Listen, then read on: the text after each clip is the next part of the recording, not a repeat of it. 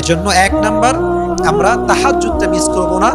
তাহাজ্জুদের সময় আল্লাহর কাছে বারবার আমাদের চাওয়া পাওয়াগুলো আমরা চাইতে থাকবো। রাজি আছেন তো ইনশাআল্লাহ? তাহলে এক নাম্বার তাহাজ্জুদের সময়। কোন সময়? তাহাজ্জুদের সময়। নাম্বার 2, রমজান মাসে দোয়া কবুল হওয়ার শ্রেষ্ঠ সময় হচ্ছে ইফতারির সময়।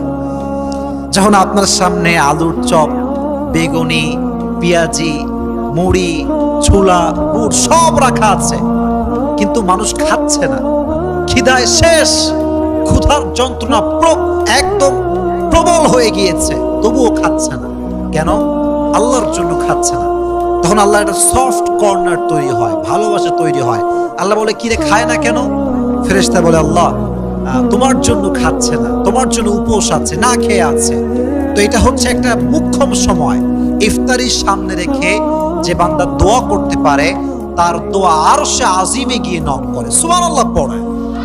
এই জন্য কলিজার ভাইয়েরা, ইফতারির সামনে রেখে মোবাইল ফোন নয়, ফেসবুক নয়,